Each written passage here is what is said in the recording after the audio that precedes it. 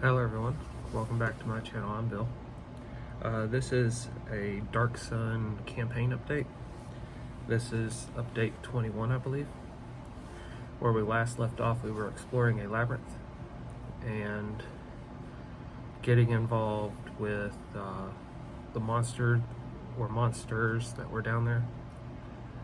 We had spent the majority of our exploration of in the labyrinth here, following screams and trying to figure out where the creatures were. A bunch of wrong turns and so on and so forth, being a maze. We eventually got to the point where we saw one. At this point, the party had begun chasing after the creature we saw, and the description of the creature at the beginning of this game makes us feel like it's a combination of a satyr and a bull or minotaur.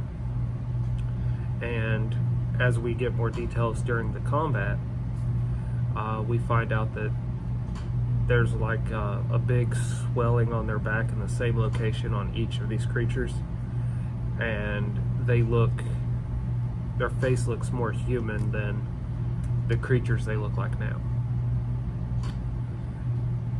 But they're foaming at the mouth, they got claws, they're attacking us, so we fight back.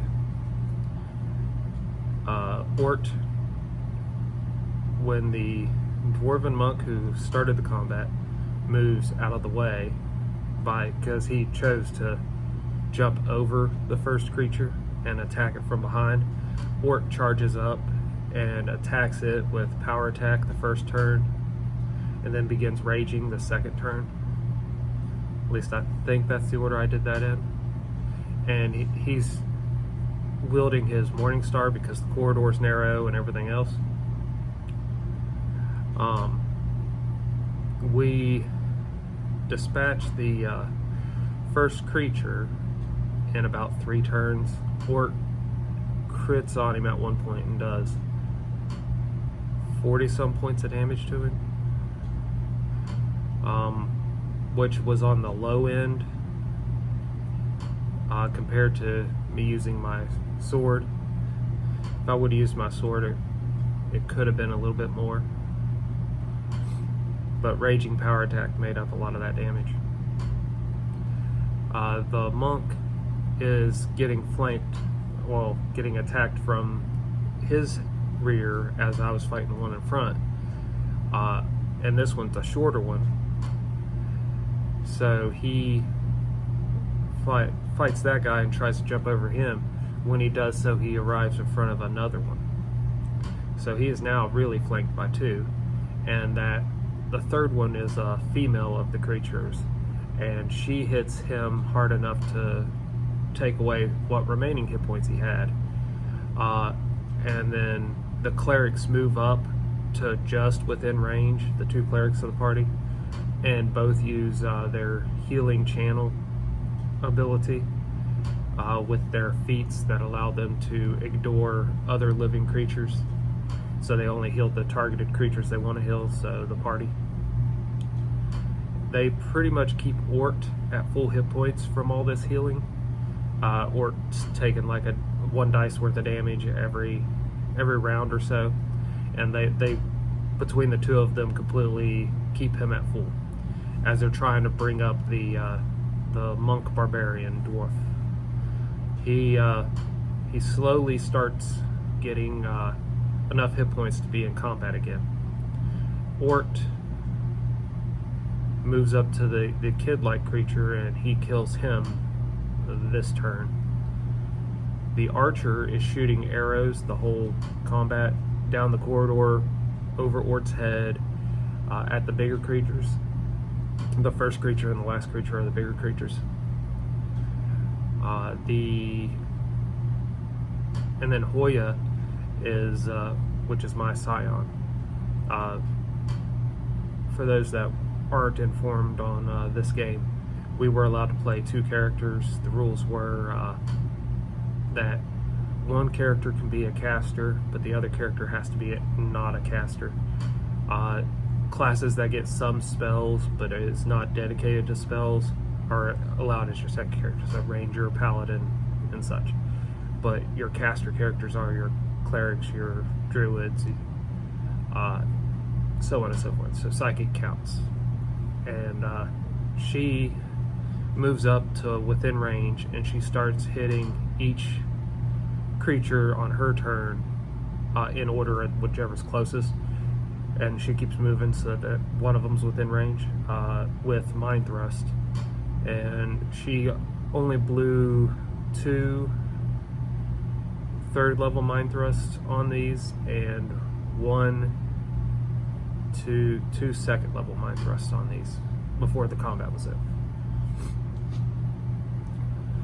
So from there, we move into the room that this corridor was connected to.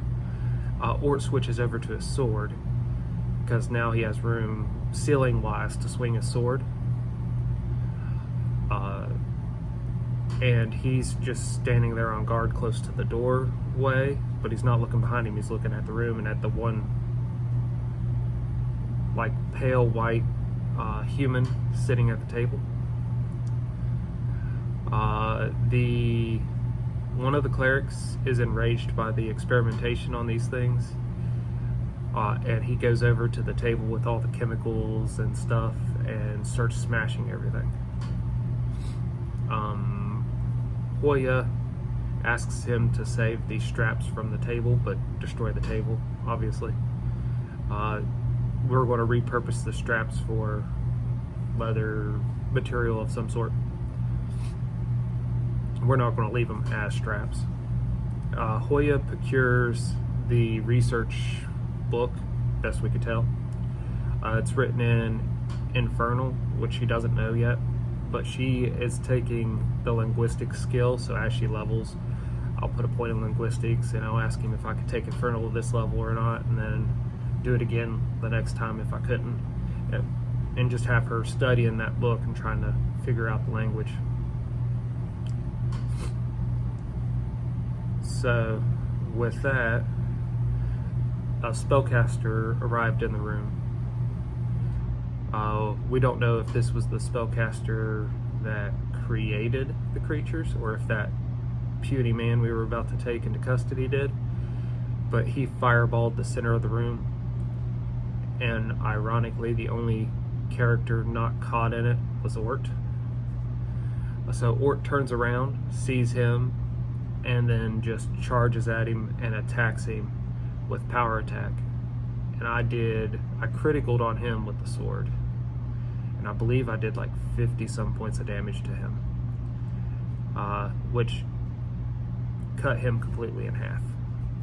The fireball killed the guy we were going to take into custody. So at this point we start exploring the rest of the labyrinth, rest of the maze. From there we go, I want to say pretty much through the whole maze, and then we find some iron doors and someone dressed in blue with blood splatters and a mace. It's a lady, and she's not quick to start a fight with us, but she is threatening us in a way. And there's a lot of corpses strewn in this area that have bludgeoning wounds. So we talked to her for a little bit. Hoya uses one of her detect thoughts abilities from the Sonic class, and I read her thoughts and get a good feel of her intentions. So I get the party, Hoya gets the party to back up after the conversation, and we go explore whatever corridors we haven't went down, and we find a grate that the lady was talking about that has been broken, and where apparently thieves are getting in, and that's the majority of the people that are dying in here. So that's interesting. We divide our party up. We leave a couple at the top of this great area, and then we go and return to the temple, where we got a whistling arrow each, or at least the group that's going to the temple has a whistling arrow with them for the whistle part, and the other party has the archer with them, so he can shoot a whistling arrow or use the whistle as we get close. Since we know roughly the whereabouts of where that is in the city, we could walk the streets, and when we get close, we could use the signals to pinpoint our locations. So we lead the temple to there so they could resecure their entrance. And then we go back into the maze and make sure there's nothing else left causing any terror in the maze. No more monsters, no more humans wandering around trying to break in. And with that, we get paid. It was 1,200 bone chips each, which is their standard currency. And I asked them for some means to make or get help from another Paylor temple if we ever need room and board, is more or less what I rephrased it as. So we get a letter for that.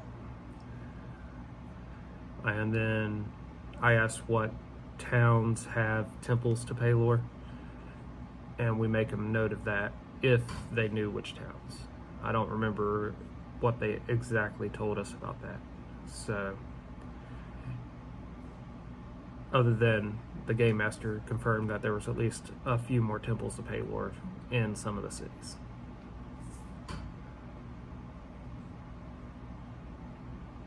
So, with that, our plans are we're going to go to another town, another city-state preferably, and sell all the alcohol we're going to make along the way,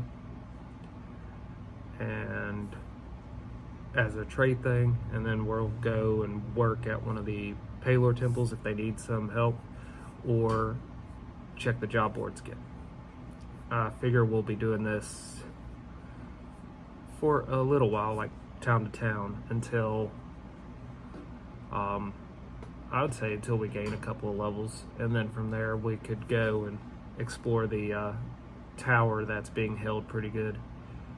But I don't know if we're really ready for that tower, but we might never be, so why wait forever?